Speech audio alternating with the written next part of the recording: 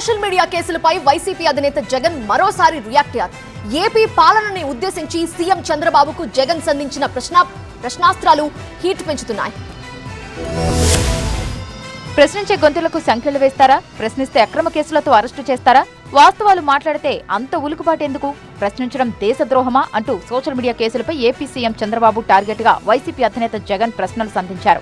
ప్రత్యేకించి తెలుగు రాష్ట్రాల్లోని జర్నలిస్టుల అరెస్టుపై ఘాటుగా స్పందించిన ఆయన వాస్తవాలు మాట్లాడిన వారిని ఎందుకు అరెస్టు చేస్తున్నారని ప్రశ్నించారు. అక్రమ కేసులతో ఇళ్లలో సోదాలు చేయడమేంటి? జర్నలిస్టులు ఏమైనా ఉగ్రవాదులా అని నిలదీశారు. అదే నిజమైతే కూటమి వర్గాలు పెడుతున్న సోషల్ మీడియా పోస్టులకు ప్రతిరోజు ఎంతమందిని అరెస్టు చేయాలన్నారు జగన్. ఎక్స్ వేదికగా చంద్రబాబును ట్యాగ్ చేసిన జగన్ తప్పుడు కేసులతో వరుసగా జర్నలిస్టులను అరెస్టు చేయడం జంగిల్ రాజ్ పాలనను గుర్తు చేస్తుందన్నారు. ఇళ్లలోకి పోలీసులను పంపి కుటుంబ సభ్యులను ఎందుకు భయభ్రాంతులకు గురి చేస్తున్నారని ఆగ్రహం వ్యక్తం చేశారు. పొలిటికల్ గవర్నెన్స్ ముసుగులో అరాచకాలకు పాల్పడుతున్నారని ఆరోపించారు. 2 ఏళ్ల కూటమి పాలనలో బాలికలు, మహిళలపై అత్యాచారాలు, హత్యలు జరుగుతుంటే నిందితులపై చర్యలు తీసుకొని ప్రభుత్వం అన్యాయాలు, అక్రమాలను ప్రశ్నించే వారిని మాత్రం వేధిస్తుందని మండిపడ్డారు. అక్రమ కేసులు, అరెస్టులతో వేధించడం దుర్మార్గమంటూ ఫైరయ్యారు.